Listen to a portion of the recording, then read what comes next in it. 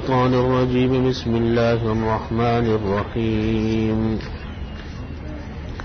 لقد كان في يوسف وإخوته آيات للسائلين إذ قالوا ليوسف وأخوه أحب إلى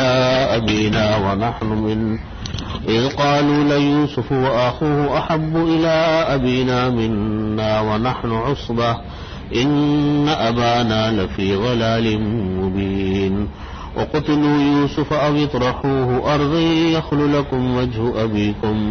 وجه أبيكم وتكونوا من بعده قوما صالحين قال قائل منهم لا تقتلوا يوسف وألقوه في غيابة الجب يلتقطه بعض السيارة إن كنتم فاعلين قالوا يا أبانا ما لك لا تأمنا على يوسف وإنا له لناصحون أرسله معنا غدا يرتع ويلعب وإنا له لحافظون. اس سورہ یوسف کا بیان چل رہا ہے اور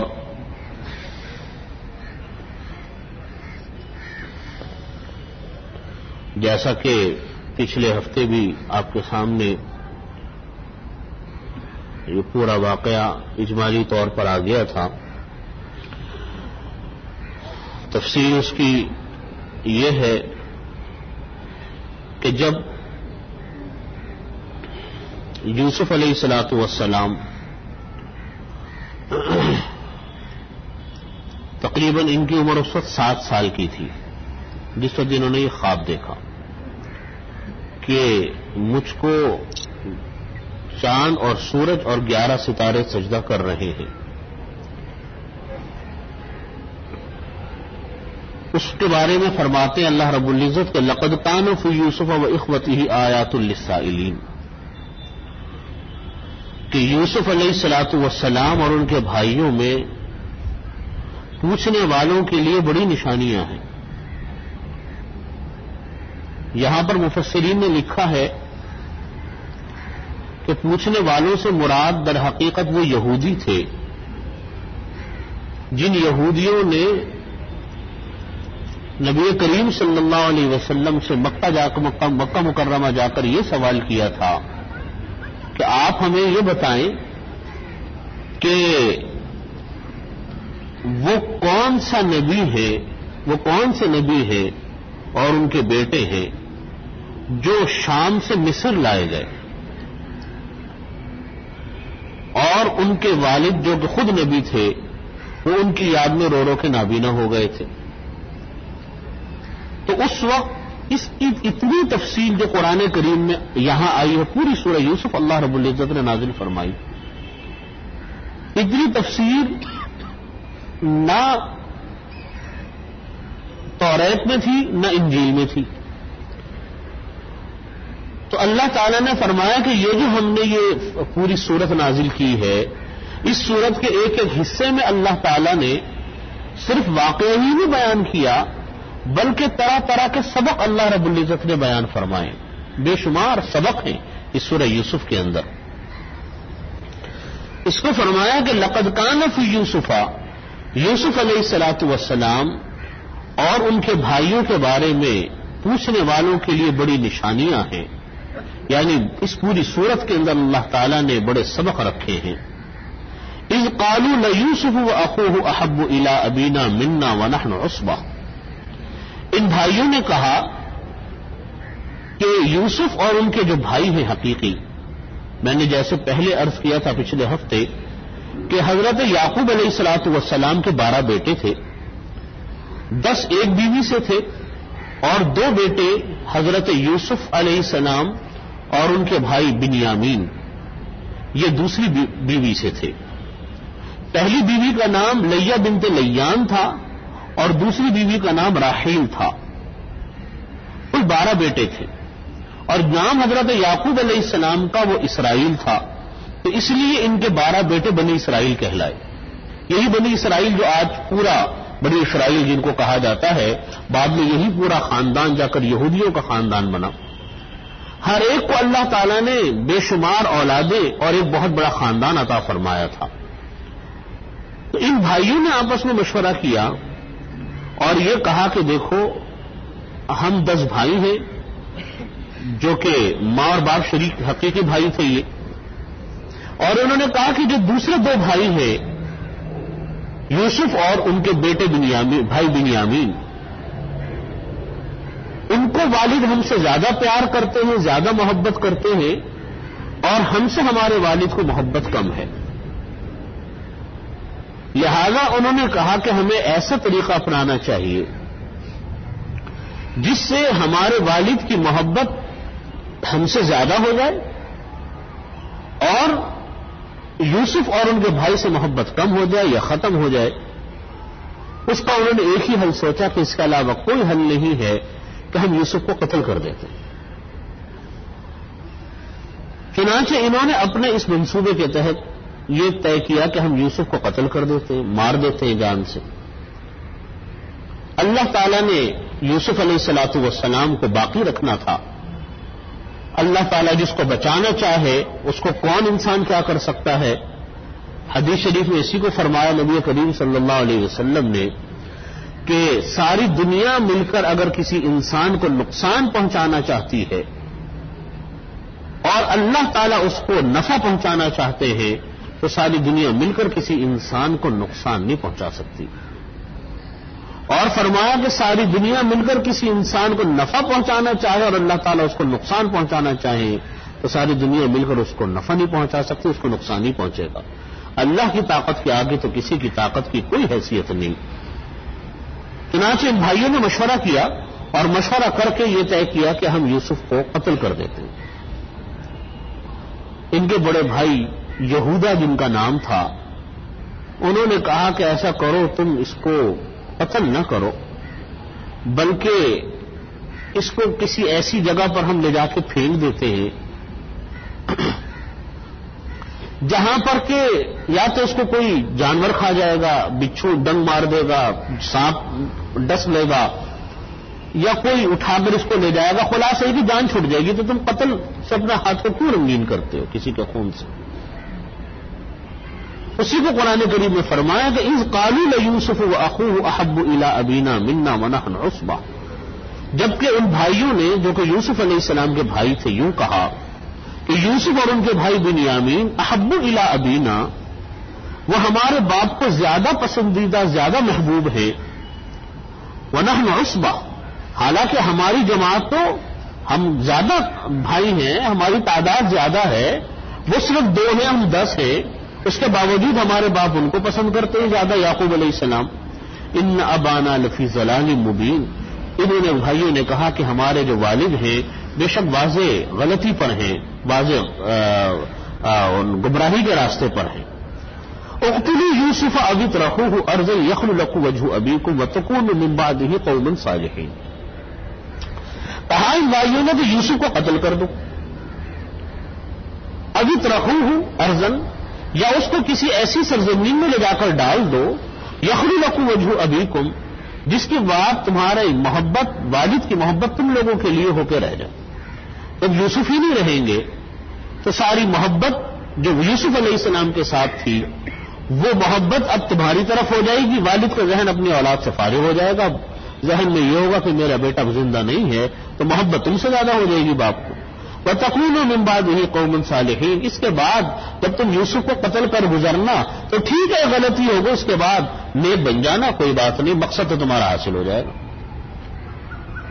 یہ انہوں نے آپس میں پلان بنایا بھائیوں نے کہ ہم یوسف کو قتل کر دیتے ہیں یا کسی ایسی سرزمین میں لے جا کے پھینک دیتے ہیں کہ جہاں یوسف زندہ نہ بچے اور ماں والد کی محبت ہمارے لیے ہو کر رہ جائے, اور اس کے بعد ہم نیکی کا راستہ اپنا لیں گے, کوئی بات نہیں, ابھی تو یہ کام کر گزرو. اسی لیے علماء اکرام نے لکھا ہے کہ اس امید پر گناہ کرنا, اس امید پر گناہ کرنا کہ بعد میں توبہ مانگ لوں گا, بدترین گناہ ہوتا. اس امید پر کہ چلو کر لو کوئی بات نہیں, بعد میں معافی مانگ لیں گے. چنانچہ بعض لوگوں نے گناہ کبیرہ کی جو قسمیں بیان کی ہیں ان میں سے ایک قسم یہ بھی ہے کہ ہر وہ گناہ کبیرہ ہے جس کو انسان چھوٹا سمجھ کر ڈالے. کوئی بات نہیں، بعد میں دیکھیں گے، کبھی انشاءاللہ توبہ مانگ لیں گے، کوئی بات نہیں، کر گزرو. ایک گناہ وہ ہوتا ہے کہ ہو گیا، پہلے سے ارادہ نہیں تھا یا عادت پڑی ہوئی تھی یا تھا، ہو گیا. اور ایک یہ کہ بالقصد ارادہ کر کے تو کریں گے یہ کام گناہ کا ہم ضرور، لیکن کوئی بات نہیں، بعد میں معافی مانگیں گے. بدترین گناہ فرمایا اس گناہ، یہ بدترین گناہ. ان بھائیوں نے بھی یہ کہا، اسی آیت سے استدلال کیا تمام محدث مفسرین نے کہ یوسف علیہ السلام تو اللہ کے نبی ہیں، یعقوب علیہ السلام بھی اللہ کے نبی ہیں، یہ بھائی اللہ کے نبی نہیں تھے. اس لیے کہ اتنے بڑے بڑے کبیرہ گناہوں کا یہ سوچ رہے تھے کہ جو کبیرہ گناہ کبھی کسی نبی کے ہاتھ سے سرزد نہیں ہو سکتا، کہ بھائی کو قتل کر دو. اور اپنے والد جو خود اللہ کے نبی ہیں یعقوب علیہ الصلوۃ والسلام، ان کو معلوم ہے ان کو کہ ہمارے والد کو کتنی محبت ہے یوسف علیہ السلام سے، والد کو کتنی اذیت اور کتنی تکلیف پہنچے گی ہمارے اس فعل سے، لیکن انہوں نے کوئی پرواہ نہیں کی، کوئی بات نہیں، چلو والد کو بھی تکلیف پہنچا دو. اس ایک ارادے میں کتنے بڑے گناہ کے ارادے ان لوگوں نے کر لیے. اسی لیے مفسرین فرماتے ہیں کہ یہ لوگ، یہ جو بھائی تھے، یہ کوئی نبی نہیں تھے اللہ. تو اسی کو فرمایا کہ یوسف کو قتل کر دو یا کسی ایسی سرزمین میں لے جا کر ڈال دو جو کہ بے آب و گیا سرزمین ہو، تو تمہارے والد کی محبت تمہارے لیے ہو کر رہ جائے گی. وَتَكُونُوا مِن بَعْدِهِ قَوْمًا صَالِحِينَ، اس کے بعد تم نیکی کا راستہ اختیار کر لینا. اور بعض علماء نے یہاں پر یہ لکھا ہے کہ یہ جو انسان سوچتا ہے کہ یہ گناہ کر لوں گا بعد میں نیک ہو جاؤں گا، فرماتے اس کا ارادہ کبھی نیکی کا ہوتا نہیں ہے. یہ شیطان کا راستہ ہوتا ہے، یہ شیطان کا طریقہ ہوتا ہے کسی کو یہ سکھانا، یہ سمجھانا کہ یہ کر لو اس کے بعد نیکی کر لینا. یہ اصل میں شیطان وہ گناہ کروانا چاہتا ہے آپ سے، اس لیے دل میں خیال ڈالتا ہے کہ یہ گناہ کر لو. گناہ بھی پھر انسان کے دماغ میں بڑے بڑے آتے ہیں جو عام آدمی حالات میں انسان سوچ بھی نہیں سکتا. اب قتل کا ارادہ دماغ میں ڈال دیا، قتل بھی کس کا؟ بھائی کا. بھائی بھی کون؟ جو آگے اللہ کا نبی بننے والا. بعض علماء نے یہاں تک لکھا کہ جب کوئی انسان یہ سوچتا ہے کہ میں یہ گناہ کر لوں گا بعد میں معافی مانگ لوں گا، تو بعد میں معافی کی نوبت بھی نہیں آتی. پھر کوئی دوسرے گناہ کا خیال دل میں پیدا ہو جاتا ہے، دوسرے سے فارغ ہوتے تیسرا گناہ دماغ میں آ جاتا ہے. وہ ایک گناہوں کا تو ایک سلسلہ چین ہوتی ہے. یہ لکھا ہے کہ اللہ تعالیٰ نے گناہوں میں بھی اور نیکیوں میں بھی مقناطیسیت رکھی. ایک گناہ جو ہوتا ہے دوسرے گناہ کو کھینچتا ہے. بعض گناہوں کے اثرات ایسے ہوتے ہیں کہ ایک گناہ اپنے ساتھ دوسرے گناہ کو کھینچ رہا ہوتا ہے، یا بعض گناہوں کے اثرات ایسے ہوتے ہیں کہ ان گناہوں کے اثرات کی وجہ سے آدمی کو پتہ نہیں ہوتا، کوئی اور کسی انسان کسی اور عادت میں مبتلا ہو رہا ہوتا ہے. جیسے حدیث شریف میں آتا ہے کہ موسیقی جو ہے، گانا باجا سننا، موسیقی سننا انسان کے دل میں نفاق کو یعنی منافقت کو اس طرح پیدا کرتا ہے جیسا پانی سبزیوں کو اگاتی ہے. اب آپ سوچیں کہ کہاں موسیقی اور کہاں منافقت، کوئی ہے آپس میں نسبت دونوں کی؟ لیکن آتا ہے حدیث شریف میں کہ گانے باجے سے، موسیقی سے انسان کے دل میں منافقت اس طرح جنم لیتی ہے جیسے پانی سے سبزہ اگ رہا ہوتا ہے.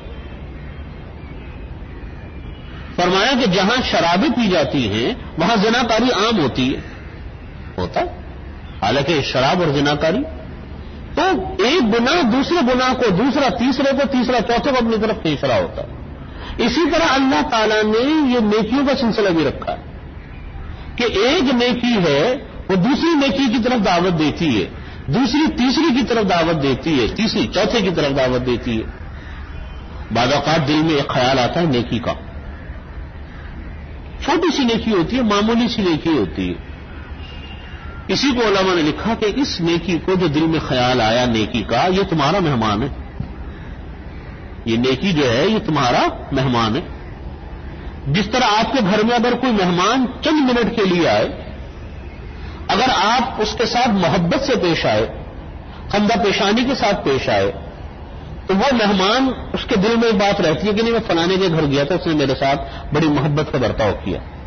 اس کے دل میں ایک بات رہتی ہے کہ میں بھی کبھی دوبارہ جاؤں گا اطمینان سے اس کے. یا اس کو اپنے یہاں بلاؤں گا؟ ہوتا ہی نہیں ہوتا، دل میں ایک ہوتا ہے کہ نہیں تو اس کے یہاں جانا ہے۔ اسی طرح نیکی آپ کا دل میں مہمان ہے، ایک چھوٹی سی نیکی آئی ہے دل میں خیال کر گزریں گے تو اللہ تعالیٰ بڑی نیکی کا خیال دل میں ڈالیں گے، اس کو کر گزریں گے اللہ تعالیٰ تیسری نیکی کا خیال دل میں ڈالیں گے۔ تو اسی طریقے سے فرمایا کہ یہاں پر بھی کہ حضرت یوسف علیہ الصلوۃ والسلام نے کہ بھائیوں نے کہا کہ اس بھائی کو لے جا کر کسی سرزمین میں پھینک دیتے ہیں یا قتل کر دیتے ہیں، اس کے بعد نیکی کا راستہ اختیار کر لیں گے، ابھی تو گناہ پر گزرو، ابھی تو شیطان سوار تھا، ابھی تو پر گزرو ہی۔ قال قائل منهم لا تقتلوا يوسف والقوه في غيابة الجب يلتقطه بعض السيارة ان كنتم فاعلين۔ یہ یہودا نے کہا، اس کے بھائی نے کہا کہ دیکھو تم یوسف کو قتل نہ کرو، کیوں تم کسی کے خون سے اپنے ہاتھوں کو رنگین کرتے ہو؟ ایک اور کام کر لو کہ جس جگہ پر ہم لوگ جانے کا ارادہ کر رہے ہیں گھومنے کے لیے، اور جس جگہ پر لے جا کر ہم قتل کرنا چاہتے ہیں یوسف علیہ السلام کو، وہی ایک بہت پرانا سا کنواں ہے، وہاں لے جا کر اس کنویں کو میں اس بھائی کو لے جا کر پھینک دو۔ اور یہودا نے کہا کہ وہ کنواں بھی ایسا ہے کہ بالکل الگ تھلگ کو ہے، اور وہاں پر سانپ بچھو رہتے ہیں اور کوئی وہاں آتا جاتا بھی نہیں ہے، تو اس کو لے جا کر کنویں میں پھینک دو، یا تو کوئی آئے گا، مسافر آتے ہیں اس راستے سے گزرتے ہیں اور گزرتے ہوئے کوئی اٹھا کر اس کو لے جائے گا، یا اس کو کوئی بچھو کاٹ لے گا، سانپ ڈس لے گا، تو تمہارا ہاتھ تم ہی اس کو قتل کرو گے، کوئی تمہارے اوپر نام نہیں آئے گا، قتل کوئی دوسرا کر دے گا۔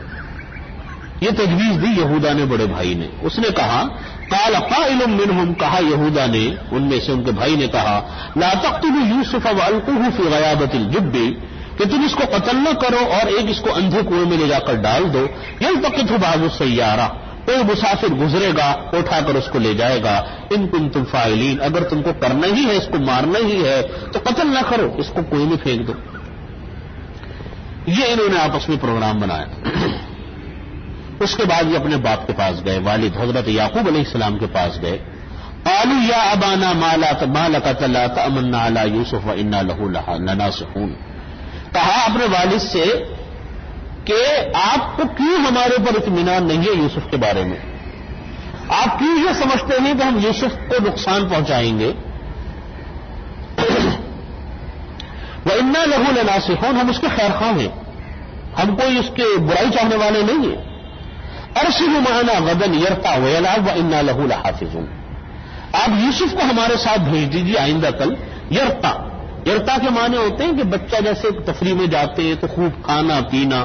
یلعب کے معنی تو خوب کھیلنا، جیسا آدمی گھومنے پھرنے گیا، تفریح پہ گیا تو خوب کھا رہے ہیں، خوب کھیل رہے ہیں۔ تو انہوں نے بھی والد سے جا کر یہ کہا کہ آپ ایسا کریں، ہم بھائی شکار پر جانے کا پروگرام بنا رہے ہیں، ہم کہیں جا رہے ہیں وہاں پر شکار کرنے کے لیے، وہاں پر کھیلیں گے بھی، کودیں گے بھی، کھائیں گے پیئیں گے، مزے کریں گے، تو آپ بھی ہمارے ساتھ یوسف کو بھیج دیجیے، یہ چھوٹا بچہ ہے، اس کو بھی گھومنے کا موقع ملے گا، یہ بھی کھائے گا پیے گا کھیلے گا کودے گا۔ والد نے کہا کہ انی لیحزننی ان تذهبوا به واخاف ان یاکلہ الذئب وانتم عنہ غافلون، والد کو پہلے ہی ڈر تھا ان بھائیوں سے کہ یہ کہیں یوسف کو نقصان نہ پہنچا دیں۔ والد نے کہا کہ میں تمہارے ساتھ بھیجتے دوں، انی لیحزننی، مجھ کو فکر اس بات کی ہے، ان تذهبوا به، کہ تم اس کو لے کر جاؤ گے، واخاف ان یاکلہ الذئب، اور مجھ کو ڈر ہے کہ تم اس کو بھیڑیا نہ کھا لے، وانتم عنہ غافلون، اور تم اس سے بے فکر رہو، بے پرواہ رہو۔ اب یہاں مفسرین نے فرمایا کہ حضرت یعقوب علیہ السلام نے پہلے ہی کیوں کہہ دیا کہ اس کو کوئی بھیڑیا نہ کھا لے؟ کوئی اور بھی بات کہہ سکتے تھے کہ تم اس کو نہ مار دو۔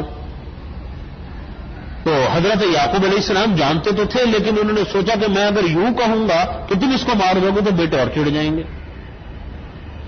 اس کی ایک وجہ یہ لکھی بعض مفسرین نے کہ جس آبادی کے اندر یہ رہتے تھے حضرت یعقوب علیہ الصلوۃ والسلام، اس آبادی میں بھیڑیوں کی کثرت تھی،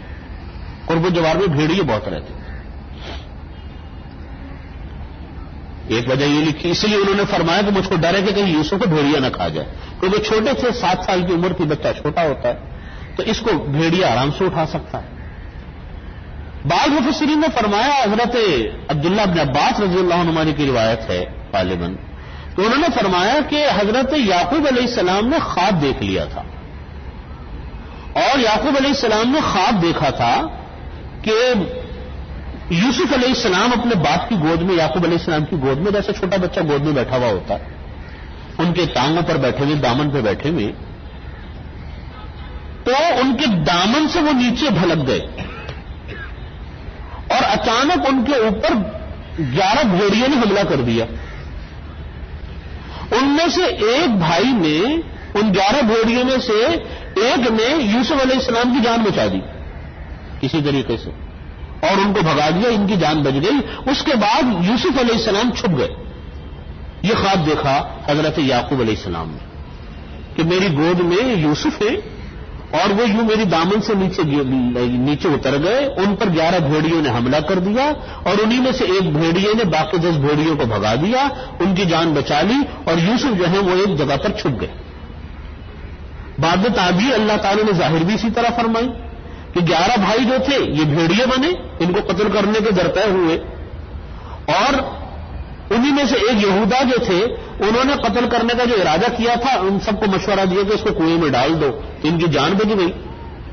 اور چھپ اس طریقے سے گئے کہ وہ جو کنویں میں ڈال کر گئے تھے ان کے بھائی، اس کے بعد پھر یوسف علیہ الصلوۃ والسلام ایک زمانے تک پھر غائب رہے، جیسا کہ آگے واقعات ہیں۔ اس لیے والد نے فرمایا کہ مجھ کو ڈر ہے اس بات کا، انتظروا بھی، کہ تم اس کو لے کر جاؤ گے، اور مجھ کو ڈر ہے کہ کہیں اس کو بھیڑیا نہ کھا جائے اور تم اس سے غافل رہ جاؤ، ان کی تمہیں پرواہ نہ رہے۔ قالوا لئن اکلہ الذئب ونحن عصبہ انا اذا لخاسرون۔ بھائیوں نے کہا کہ بھئی یہ تو بڑی شرم کی بات ہے کہ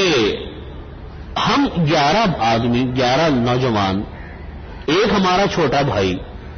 ہماری موجودگی کے اندر ایک بھیڑیا آ جائے 11 بھائیوں کے درمیان اور وہ ہمارے بھائی کو کھا کر بھی چلا جائے، اگر یہ ہو جائے تو اس کا مطلب ہے کہ ہم تو بہت ہی نکمے، ہمارا تو کوئی حال ہی نہیں ہے کہ ہماری موجودگی میں بھائی کو بھیڑیا کھا گیا۔ قالوا لئن اکلہ الذئب ونحن عصبہ، جبکہ ہماری ایک بھاری جماعت ہے، انا اذا لخاسرون، یہ تو بڑی ہمارے لیے خسارے کی بات ہے۔ فلما ذهبوا به واجمعوا ان يجعلوه في غيابة الجب واوحينا اليه لتنبئنهم بامرهم هذا وهم لا يشعرون۔ چنانچہ حضرت یعقوب علیہ الصلوۃ والسلام نے ان بھائیوں کے شدید اصرار پر یوسف علیہ السلام کو ساتھ جانے کی اجازت دی، اور عہد و پیمان لیے بھائیوں سے کہ دیکھو تو میں تمہارے ساتھ بھیج تو رہا ہوں یوسف کو، لیکن اس کا خیال رکھنا، اس کا دھیان رکھنا، کوئی اس کو نقصان نہ پہنچ جائے، اس کے کھانے پینے کا دیکھ بھال کا خیال رکھنا، اور جانا اور جا کر جلدی واپسی کی کوشش کرنا۔ چنانچہ انہوں نے سارے وعدے کیے، وعید کیے، یوسف علیہ السلام کو اچھے طرح رکھنے کا وعدہ کیا، سارے کام کیے انہوں نے۔ کام کرنے کے بعد اب یہ روانہ ہوئے۔ یعقوب علیہ السلام ان کو چھوڑنے کے لیے بستی کے باہر تک تشریف لائے، تو انہوں نے اپنے والد کو دکھانے کے لیے یوسف علیہ السلام کو اپنے گود میں اٹھا لیا۔ ایک بھائی نے لیا، پھر دوسرے نے لیا، پھر تیسرے نے لیا۔ یعقوب علیہ السلام دور کھڑے دیکھتے رہے یہاں تک کہ ان کی نظروں سے اوجھل ہو گئے۔ جیسے ہی بیٹوں نے دیکھا کہ ہم اپنے والد کی نگاہوں سے اوجھل ہو گئے، انہوں نے اٹھا کر یوسف علیہ السلام کو زمین پہ پھینک دیا، اور اب جب ان کو زمین پہ پھینکا تو یہ چھوٹے بچے تھے، یہ ساتھ ساتھ بھاگنے لگے ان کے۔ اب چھوٹا بچہ کس حد تک ساتھ دے سکتا ہے بڑوں کا چلنے کا؟ تو یہ کبھی ایک سے منت کرتے، کبھی دوسرے سے کہتے کہ بھئی ذرا رک جاؤ، مجھے اپنے ساتھ لے لو، تو یہ کہتے کہ تم جاؤ ان 11 ستاروں سے مدد طلب کرو جو تمہیں سجدہ کر رہے تھے، اور ان چاند سورج سے مدد طلب کرو جو تمہیں سجدہ کر رہے تھے۔ اسی لیے یہاں پر مفسرین نے لکھا ہے کہ ان کے بھائیوں کو اس بات کا علم ہو چکا تھا کہ یوسف علیہ السلام نے یہ خواب دیکھا ہے کہ 11 ستارے اور چاند سورج مجھ کو سجدہ کر رہے ہیں، یہ ان سے پوشیدہ نہیں تھی۔ حالانکہ یعقوب علیہ السلام نے بڑا فرمایا تھا، حکم دیا تھا کہ اپنے بھائیوں کو یہ خواب مت بتانا، لیکن بہرحال بھائیوں کو یہ خواب پتہ چل چکا تھا۔ وَأَوْحَيْنَا إِلَيْهِ، ہم نے وحی بھیجی یوسف علیہ السلام کی طرف، لَتُنَبِّئَنَّهُم بِأَمْرِهِمْ هَذَا وَهُمْ لَا يَشْعُرُونَ، کہ ایک وقت آئے گا تم اپنے بھائیوں کو ان کا یہ فعل جتلاؤ گے، یعنی مستقبل میں ایک وقت آنے والا ہے کہ تم اپنے بھائیوں کو یہ بات جتلاؤ گے کہ دیکھو تم نے ہمارے ساتھ یہ برا سلوک کیا تھا کہ تم نے والد سے جھوٹے وعدے کیے، بعد میں لے جا کر مجھ کو نیچے پھینکا اور میرے ساتھ تم نے یہ رویہ اختیار کیا۔ وہ وقت آئے گا جب کبھی آئے گا، وہم لا یشعرون، ان کو اس بات کا شعور نہیں تھا۔ یہاں پر یہ ایک سوال ہوتا ہے، وہ یہ ہے کہ وَأَوْحَيْنَا کا مطلب ہے ہم نے وحی بھیجی یوسف علیہ السلام کی طرف۔ وحی اللہ تعالی کی ہمیشہ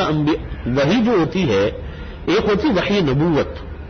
جو نبیوں پر آتی ہے، وہ وحی تو آتی ہے 40 سال کی عمر میں، کیونکہ اللہ رب العزت کی عادت اللہ یہ ہے کہ اللہ تعالیٰ نے جب بھی کسی کو نبی بنایا تو عمر ان کی 40 سال۔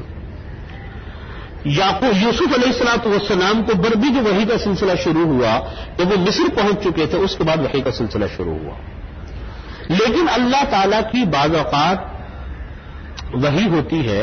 جو نبوت کی نہیں ہوتی، جیسے کہ حضرت عیسیٰ علیہ الصلوۃ والسلام کی والدہ پر ہوا،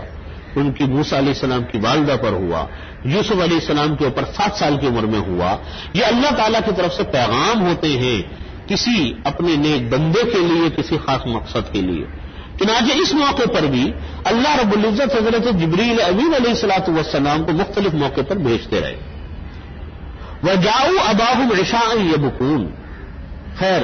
اب انہوں نے یہی کام کیا، گئے اور جا کر جو ہے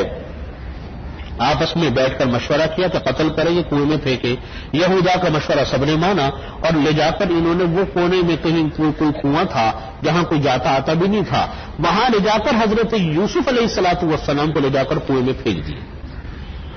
وہاں پہ بچھو بھی تھے، سانپ بھی تھے، سب کچھ تھا۔ پھینکنے کے بعد روایات میں لکھا ہے کہ حضرت جبریل امین علیہ الصلوۃ والسلام کو اللہ رب العزت نے بھیجا حضرت یوسف علیہ الصلوۃ والسلام کی مدد اور نصرت کے لیے۔ چنانچہ جس وقت یہ کنویں میں گر رہے تھے اس وقت ان کو حضرت جبریل امین علیہ الصلوۃ والسلام نے اپنے ہاتھوں میں تھاما اور تھام کر کنویں کے اندر ایک چٹان سے نکلی ہوئی تھی، اس پہ لے جا کر بٹھا دیا، اس پہ بٹھا دی۔ اور جب ان کو پھینک رہی تھی ان کے بھائی، تو ان کے بھائیوں نے یہ کام کیا کہ ان کا کرتا اتار لیا، کرتا اتار کر ان کو اٹھا کر ان کے ہاتھ پیر باندھ کے ان کو اس طرح کنویں کے اندر ڈالا، جس کو جبریل امین علیہ الصلوۃ والسلام نے تھام لیا، اور یہ جا کر ایک کنویں کے اندر ایک چٹان پر بیٹھ گئے۔ آپ اندازہ کیجئے کہ بالکل دور دراز آبادی سے دور ایک کنواں، جس کنویں کے اندر اژدہے بھی، بچھو بھی، اندھیرا کنواں، کوئی پوچھنے والا نہیں، کوئی پتہ کرنے والا نہیں، بچہ بھی کس عمر کا 7 سال کا، اور وہ ایک چٹان کے اوپر بیٹھا ہوا۔ 3 دن تک اسی چٹان کے اوپر حضرت یوسف علیہ الصلوۃ والسلام کنویں کے اندر بیٹھے رہے۔ ادھر بھائیوں نے یہ کام کیا کہ وَجَاءُوا أَبَاهُمْ عِشَاءً يَبْكُونَ، رات کے وقت میں ان کے بھائی آئے اپنے باپ کے پاس روتے ہوئے۔ جب شور سنا ان کے رونے دھونے کا تو یعقوب علیہ السلام نے باہر تشریف لائے اور آ کر پوچھا کہ کیا بات۔ انہوں نے وہ من گھڑت اپنی کہانی سنائی کہ ہم کھیل رہے تھے، اچانک بھیڑیا آیا اور بھیڑیا آ کر جو ہے یوسف کو کھا گیا۔ وَجَاءُوا أَبَاهُمْ عِشَاءً يَبْكُونَ، شام کے وقت میں وہ روتے ہوئے آئے۔ قَالُوا يَا أَبَانَا إِنَّا ذَهَبْنَا نَسْتَبِقُ وَتَرَكْنَا يُوسُفَ عِندَ مَتَاعِنَا فَأَكَلَهُ الذِّئْبُ وَمَا أَنتَ بِمُؤْمِنٍ لَنَا وَلَوْ كُنَّا صَادِقِينَ۔ کہا کہ اپنے والد سے کہا کہ ہم گھوم رہے تھے، کھیل رہے تھے، یعنی دوڑ کا مقابلہ کر رہے تھے، نستبق دوڑ کا مقابلہ کر رہے تھے، اور ہم نے یوسف علیہ السلام کو اپنے سامان کے پاس چھوڑ دیا تھا، اس کو بھیڑیے نے کھا لیا۔ وما انت بمؤمن لنا ولو كنا صادقین، یہی اولاد اور بیٹوں نے کہا کہ ہمیں معلوم ہے کہ آپ ہماری بات کو یقین نہیں کریں گے اگر ہم سچی کیوں نہ بول رہے ہوں۔ یہ بھی ساتھ میں بول دیا کہ ہم اگر سچی کیوں نہ بولیں تب بھی ہمیں معلوم ہے آپ ہماری بات کو یقین نہیں کرو گے۔ وَجَاءُوا عَلَىٰ قَمِيصِهِ بِدَمٍ كَذِبٍ، ان بھائیوں نے یہ کام کیا تھا کہ یوسف علیہ السلام کا جو کرتا اتارا تھا اس کرتے کے اوپر جو ہے وہ خون مل دیا تھا، کہیں سے لے کر کوئی جانور پکڑا ہوگا اس کا خون مل دیا، اور مل کر والد کو دکھا دیا کہ دیکھو یہ یوسف ہے اور یہ یوسف کا کرتا ہے، اس کرتے کے اوپر دیکھو خون لگا ہوا۔ وہ کہتے ہیں نا جھوٹ کے تو پیر نہیں ہوتے، جھوٹ تو پھر جھوٹ ہوتا ہے۔ یعقوب علیہ السلام نے کہا کہ بھئی بھیڑیا جو تھا بڑا عقل مند تھا اور بڑی صفائی سے کھایا کہ کہیں سے ادنا سے کرتا پھٹا ہوا نظر نہیں آ رہا، صحیح سالم کرتا، بالکل خون لگا ہوا، کہیں سے پھٹنے کی نشانی نہیں۔ تو کہا کہ بڑا صفائی سے بھئی بھیڑیا نے کھایا بچے کو، تو یہ کہا قال بل سولت لکم انفسکم امرا، کہا یوسف علیہ یعقوب علیہ السلام نے کہ یہ معاملہ تم نے اپنی طرف سے گھڑ لیا ہے، یہ حقیقت میں واقعہ یہ نہیں ہے جو تم بتا رہے ہو، یہ جھوٹ ہے، یہ تم نے اپنی طرف سے واقعہ گھڑ لیا۔ فصبر جمیل واللہ المستعان علی ما تصفون، اب تو میرے لیے صبر کرنا ہی ہے اور میں اللہ ہی سے مدد طلب کرتا ہوں علی ما تصفون، ان باتوں پر جو باتیں تم بیان کرتے ہو۔ اب دیکھیے یہ واقعہ آیا، اب آگے ہوا کیا؟ وجاءت سیارۃ فارسلوا واردہم فادلی دلوا، اسی جگہ کے اوپر بعض حضرات نے جو فرمایا کہ دیکھیے ان حضرات نے یہاں پر دوڑ کے مقابلے کیے، اولاد بیٹوں نے، تو کیا یہ دوڑ کے مقابلے جیسا کہ آج کل بھی ہمارے ہاں دوڑ کے مقابلے ہوتے ہیں نا، دوڑ کے طرح طرح کے مقابلے ہوتے ہیں، تو ان چیزوں میں حرج کوئی نہیں ہے جیسے گھڑ دوڑ کے مقابلے۔ خود نبی کریم صلی اللہ علیہ وسلم نے بھی گھڑ دوڑ کے مقابلوں کو پسند فرمایا، آپ نے تعریف فرمائی، ویسے بھاگ دوڑ کے مقابلے تھے ان کی تعریف فرمائی، لیکن اس کے اندر بھی شریعت نے کچھ شرائط اور قیود رکھی ہے۔ اچھا اس موقع پر میں عرض کرتا چلوں، یاد رکھیے مقابلے مسابقہ جس کو کہا جاتا ہے، چاہے ویسی دوڑ کے مقابلے ہوں یا گھڑ دوڑ کے مقابلے ہوں، ان کے اندر کوئی حرج نہیں ہے اگر ان کے اندر شریعت کی حدود کی خیال رکھا جائے۔ آج کل جس وجہ سے ان کو منع کیا جاتا ہے ان دوڑ کے مقابلوں کو شرعی اعتبار سے، وہ دو وجہ سے منع کیا جاتا ہے۔ ایک اس وجہ سے منع کیا جاتا ہے کہ اس کے اندر سطر کھلی ہوئی ہوتی ہے۔ آپ کو معلوم ہے کہ مرد کی سطر اللہ تعالی نے بنائی ہے ناف سے لے کر گھٹنوں تک، یہ حصہ مرد کے لیے کھولنا کسی قیمت پر جائز نہیں، کسی مرد کے سامنے کسی کے سامنے کھولنا جائز نہیں، یہ سطر بنائی ہے اللہ تعالیٰ نے۔ مرد کی سطر کتنی ہے؟ ناف سے لے کر گھٹنوں تک، یہ گھٹنے بھی سطر میں داخل ہے، گھٹنے ڈھکے ہوئے ہونے چاہیے، گھٹنا کھولنا یہ حرام ہے، جائز نہیں۔ چنانچہ یہ سطر ہے، اس سطر کا کھولنا جائز نہیں۔ اسی طرح اللہ تعالیٰ نے عورت کے جسم کی بھی سطر بنائی، عورت کا پورا جسم اللہ تعالیٰ نے سطر بنایا سوائے چہرے کے اور ہاتھ اور پاؤں کے، بال بھی عورت کے سطر میں داخل ہیں، یعنی عورت کے لیے کسی کے سامنے اپنا بال کھولنا جائز نہیں۔ اسی طریقے سے کسی عورت کے لیے کسی دوسری عورت کے سامنے اپنے ان حصوں کو کھولنا جائز نہیں جن حصوں کو کہ مرد ایک دوسرے کے سامنے نہیں کھول سکتے، یعنی ناف سے لے کر گھٹنوں تک، یہ بھی عورت کا اللہ تعالیٰ نے سطر بنایا۔ اسی طرح اس کا جو سینہ ہے، یہ کمر اور سینہ اور پیٹ، یہ بھی اللہ تعالیٰ نے عورت کا سطر بنایا، یہ کسی قیمت پر کھولنا جائز نہیں، حرام ہے کھولنا کسی بھی حالت میں۔ چنانچہ آج کل ہمارے ہاں لوگ کھیلتے ہوئے نکر پہن لیتے ہیں، گھٹنے نظر آتے ہیں، رانے نظر آتی ہیں، یہ حرام ہے، دیکھنا بھی حرام اور کرنا بھی حرام، مرد کے لیے بھی حرام، عورت کے لیے بھی حرام۔ تو میں عرض کر رہا تھا کہ جو مسابقت ہے، یہ دوڑ کے مقابلے کرنا یہ جائز ہے، بشرطیہ کہ اس کے اندر ان چیزوں کی پابندی ہو تو اس کے اندر کوئی سطر نہ کھلے۔ نمبر 2 وہ یہ ہے کہ شرط لگانا، ایک ہوتا ہے انعام دینا، وہ نہیں، انعام تو دیا جا سکتا ہے کہ جو جیت گیا اس کو انعام دے دیا گیا، لیکن شرط لگانا، انعام کی شرط لگانا کہ تمہارا گھوڑا جیت گیا تو اتنا انعام اور میرا گھوڑا جیت گیا تو اتنا،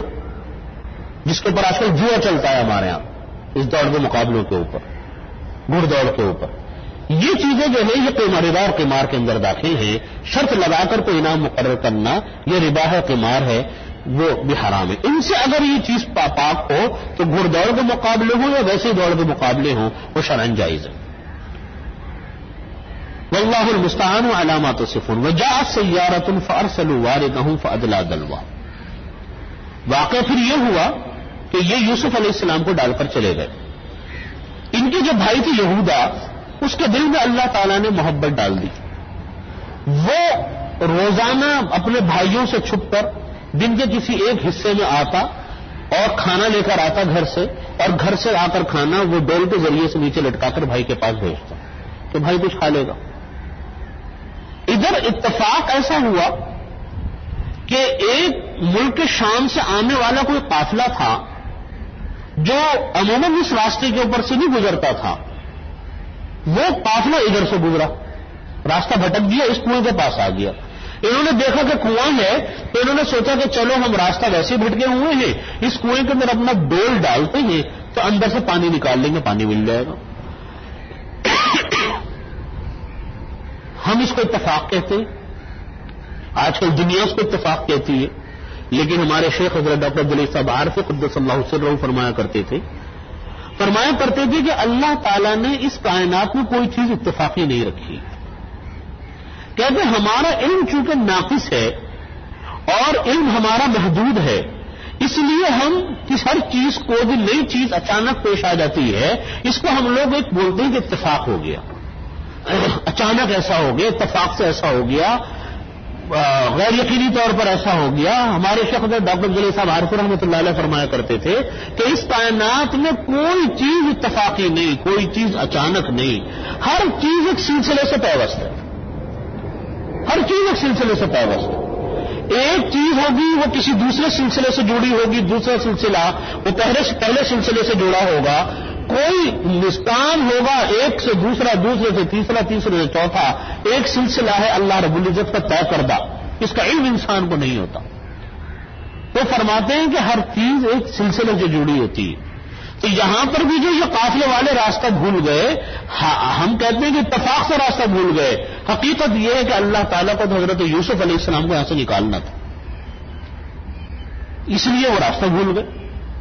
اب جب یہ راستہ بھولے، انہوں نے کنویں کے اندر ڈول ڈالا، اور ڈول ڈال کر جب ڈول نیچے آیا تو یوسف علیہ الصلوۃ والسلام اس ڈول سے چپک گئے، انہوں نے پکڑ لیا ڈول، اور جب اس نے پانی بھر کر ڈول کھینچا، دیکھا تو ساتھ کے اندر جو ہے ایک انتہائی حسین و جمیل خوبصورت لڑکا بھی باہر آ رہا ہے۔ وہ چیخ پڑا آدمی جو پانی بھر رہا تھا کہ اس نے کہا کہ قالوا یا بشرا ھذا غلام، اس نے کہا لوگوں دیکھو خوشی کی بات ہے کہ یہ ساتھ میں لڑکا بھی آ رہا ہے، اور لڑکا بھی اتنا خوبصورت۔ نبی کریم صلی اللہ علیہ وسلم نے حضرت یوسف علیہ الصلوۃ والسلام کے حسن کے بارے میں فرمایا کہ میں جب نبی کریم صلی اللہ علیہ وسلم فرماتے ہیں کہ میں جب معراج پہ تشریف گیا، اللہ تعالیٰ نے مجھے معراج پر بھیجا، تو وہاں میری انبیاء کرام علیہ الصلوۃ والسلام سے ملاقاتیں ہوئی، تو فرمایا کہ میری ملاقات اللہ تعالیٰ نے یوسف علیہ السلام سے کروائی۔ تو فرمایا نبی کریم صلی اللہ علیہ وسلم نے کہ اس عالم کا جتنا حسن ہے وہ سارا حسن میں سے آدھا حسن اللہ تعالیٰ نے یوسف کے اندر رکھ دیا، اور باقی سارا حسن پوری دنیا پہ تقسیم کیا اللہ تعالیٰ۔ جتنی دنیا پیدا ہوئی اور جتنی پیدا ہوگی قیامت تک، باقی سارا حسن ان میں بانٹا ہے۔ تب اندازہ کیجیے کہ کیا عالم ہوگا حضرت یوسف علیہ السلام کے حسن کا۔ اور پھر نبی، ورنہ انسان گناہ کرتا ہے تو چہرے پر ان گناہوں کی نحوستیں آتی ہیں، وہ چونکہ نبی تو گناہ بھی سرزد نہیں ہو سکتے، تو پاکیزگی در پاکیزگی اللہ تعالیٰ نے عطا فرمائی۔ تو اس آدمی نے جو پانی بھر رہا تھا، پانی اس نے ڈول نکالا، اس نے جب دیکھا تو ڈول کے ساتھ یہ بچہ بھی آ رہا ہے، اس نے کہا کہ قالوا یا بشرا ھذا غلام واسروہ بضاعہ۔ ان لوگوں نے، اس قافلے والوں نے یوسف علیہ السلام کو یہ سمجھ کر چھپا لیا کہ دیکھو یہ تو بڑا قیمتی سامان ہم کو مل گیا، کیونکہ اس زمانے میں غلاموں کی خرید و فروخت ہوتی تھی، تو انہوں نے کہا کہ یہ بھی غلام ہم کو یہ لے جا کر فروخت کریں گے۔ واللہ علیم بما یعلمون، اللہ تعالیٰ خوب جانتے جو کام کے وہ لوگ کر رہے تھے۔ اللہ تعالیٰ کو معلوم تھا کہ یہ کون سا سامان چھپا رہے ہیں، یہ کیا چھپا رہے ہیں، یہ آدمی کیا ہے، یہ تو مصر کا بادشاہ بننے والا ہے جس پہ یہ سامان سمجھ کر چھپا رہے ہیں، یہ اللہ کا نبی بننے والا ہے جس کو سامان سمجھ کر چھپا رہے ہیں۔ اب یہاں یہ بات ہوئی، روزانہ یہودا جب کھانا لے کر آتے تھے، تیسرے دن یہودا کھانا لے کر آئے اپنے بھائی کے لیے، انہوں نے دیکھا جو بھائی غائب ہے، پتہ چلا کہ سامنے کو قافلے والے ہیں، وہ کوئی بچے کو نکال کر لے گئے، یہ بھاگے ان کے پاس، انہوں نے کہا کہ ہاں بچہ ہمارے پاس ہے، انہوں نے فوراً جا کر اپنے بھائیوں کو اطلاع کی، بھائی بھی سب آ گئے، اور انہوں نے یہ سوچا کہ چلو بھائی کو اونے پونے داموں میں بیچ دیتے ہیں قافلے والوں کے ہاتھوں۔ انہوں نے 20 درہم کے اندر اپنے بھائی کو فروخت کر دی، 20 یا 22 درہم کے اندر، فی بھائی 2 درہم ان لوگوں نے وصول کیے۔ اسی کو قرآن کریم نے کہا کہ وَشَرَوْهُ بِثَمَنٍ بَخْسٍ دَرَاهِمَ مَعْدُودَةٍ، ان بھائیوں نے یوسف علیہ السلام کو فروخت کر دیا تھوڑے گنے چنے درہم کے بدلے میں، فی آدمی 2 درہم ان کے حصے میں آئے۔ وَقَانُوا فِيهِ مِنَ الزَّاهِدِينَ، اور یہ لوگ اپنے بھائی سے اعراض کرنے والے تھے، یعنی اپنے بھائی کو یہ پسند نہیں کرتے تھے اور اپنے بھائی سے پیچھا چھڑانا چاہتے تھے۔ بس انہی باتوں پر میں اپنی بات عرض کرتا ہوں، انشاءاللہ بقیہ آئندہ 2 ہفتے تو پھر حضرت مفتی عبدالرؤوف مدظم تشریف لائیں گے، اس کے بعد انشاءاللہ دوبارہ یہ سلسلہ شروع ہو۔ اللهم صل على محمد وعلى ال محمد كما صليت على ابراهيم ربنا ظلمنا انفسنا فان لم تغفر لنا وترحمنا لنكونن من الخاسرين اللهم احسن عاقبتنا في الامور كلها واجرنا من خزي الدنيا وعذاب الاخره اللهم انا نجعلك في نحورهم ونعوذ بك من شرورهم۔ یا اللہ ہمارے تمام گناہوں کو معاف فرما، یا اللہ تمام صغیر کبیرہ گناہوں کی مغفرت فرما، یا اللہ ہم سب کو اپنی رضا کاملہ عطا فرما، یا اللہ ہم سب کو اپنی رضا کاملہ عطا فرما، ہم سب کو ہر طرح کی عافیت عطا فرما، یا اللہ قرآن کریم پر عمل کی توفیق عطا فرما، قرآن کریم کو سمجھنے کی توفیق عطا فرما، یا اللہ قرآن کریم کا فہم عطا فرما، اس پر عمل کی توفیق عطا فرما، ہمیں اپنی زندگیوں میں یا اللہ ہمیں اپنی زندگیوں کو قرآن کریم کے مطابق ڈھالنے کی توفیق عطا فرما۔ ربنا تقبل منا انك انت السميع العليم وتب علينا انك انت التواب الرحيم اللهم صل على محمد وعلى ال محمد